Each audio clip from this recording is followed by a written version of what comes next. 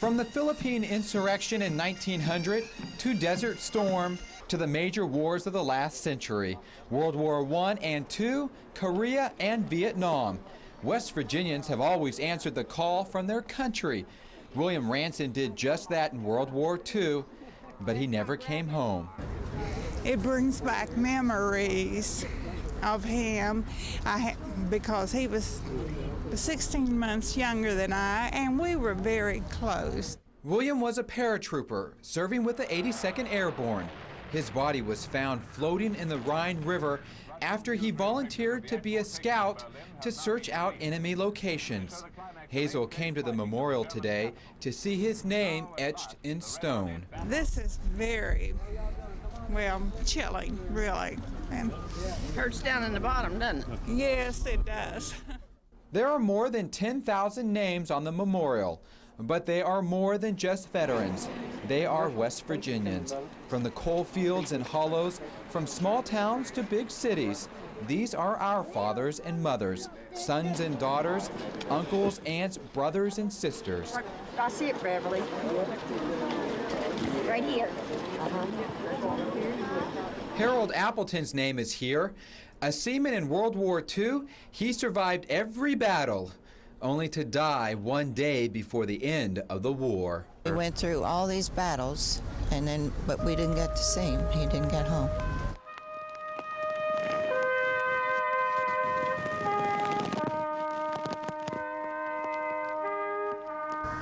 We will not forget, so help us God, we will not forget.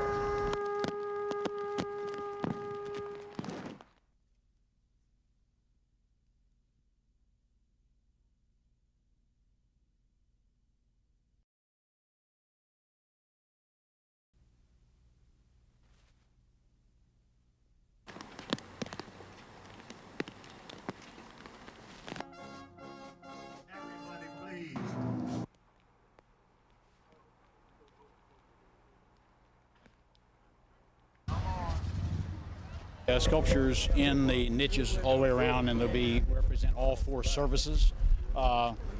This was the Navy, of course. We'll have Marine Corps, Army, and the Air Force will be represented. Who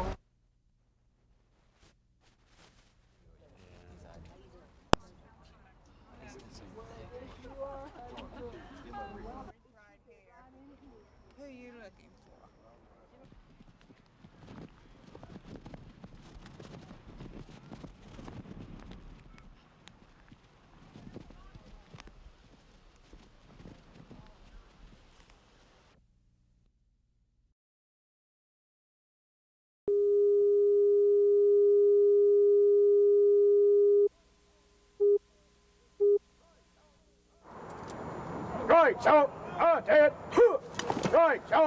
The command to begin the evening rehearsal sets off a chain reaction.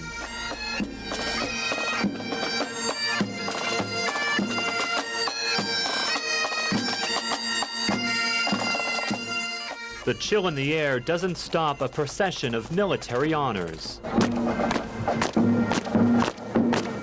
This parade through the Capitol grounds will begin a day to honor West Virginia's fallen. The centerpiece, a glowing monument. The texture is softened with names. 10,197 mountaineers, many teenagers who died overseas. Well, it's overwhelming when you first come in here and see these names. For instance, 6,000 names in World War II here. That's a lot of people. And I knew a lot of those people. I grew up with them around here. It's just hard to imagine, these were all people walking around. Names are draped under the wars that claim them.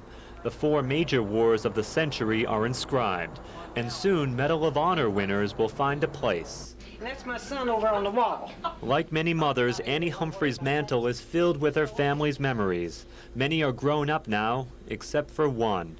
Gary will stay young forever. He left for Vietnam 2 weeks shy of finishing high school. His love for his fellow soldiers made him a special Marine, and that love cost him his life. Enemy gunfire had pinned down his whole battalion. Gary heard the calls for help from his hurt buddies. He ran out and pulled them to safety, but he got hit. Gary's mother is proud her son's name is surrounded by his friends. It's wonderful that it's there. But as a mother, I wish it wasn't there. Because I'm like a lot of other mothers. That's one spot in your heart that'll never disappear. The names represent the price for freedom, neighbors who left for war and gave their all.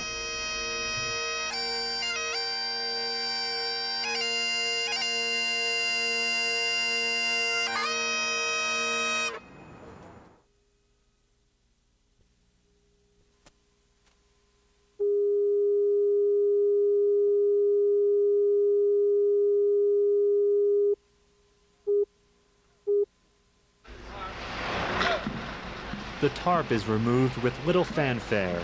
This memorial is years in the making. Many are speechless.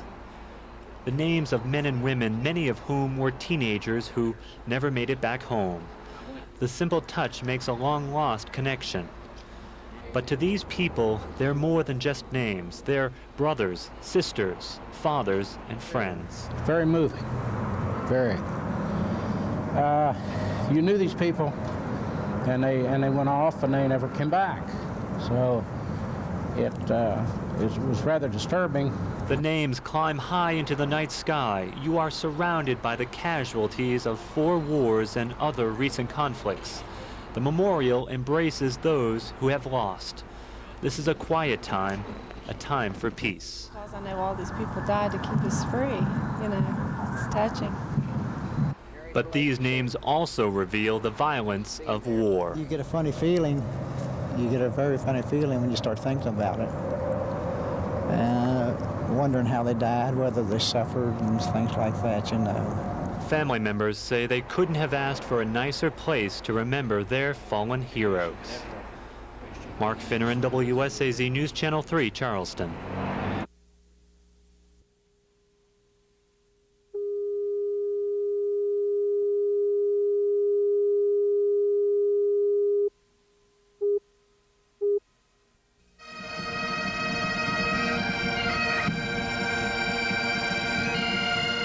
Patriotism filled the Capitol as people stepped inside the memorial. The names of more than 10,000 veterans are chiseled into granite. The names have special meaning. They are brothers, sisters, fathers, and friends. The memories bring back deep emotions. My brother only was killed in the Korean War, and I was only 11 years of age. And my mother and father are gone. It's really hard. Many reached out to touch the wall, hoping to make a connection to a friend who's been gone a long time. It makes you feel good and then sad too, because they gave it so we could be here. These walls represent 4 wars and other more recent conflicts. It's an emotional time for veterans who don't want another memorial built. Cliff Burdett brought his son inside. Young men went and gave up their lives for this country and for other countries, that men may be free throughout the whole world. And, you know, that's one I want him to learn, that freedom comes at a price. The line wrapped around buildings. The wait did not disappoint. It gives me a feeling of satisfaction that now they should be resting more peacefully. Each balloon released symbolized a casualty of war. One person remarked, "The names are not etched in stone, they are etched in our hearts." Mark Finneran, WSAZ News Channel 3, Charleston.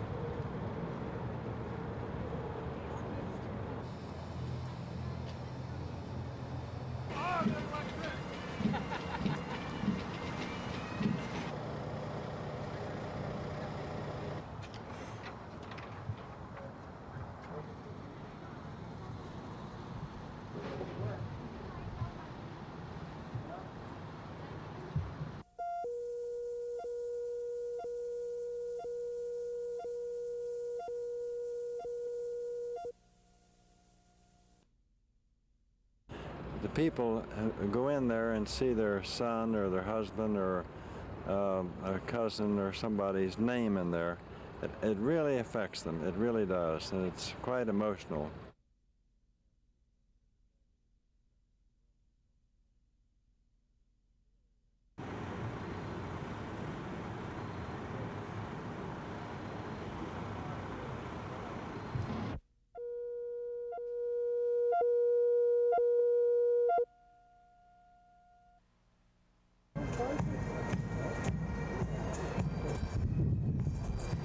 In times of war, over 400.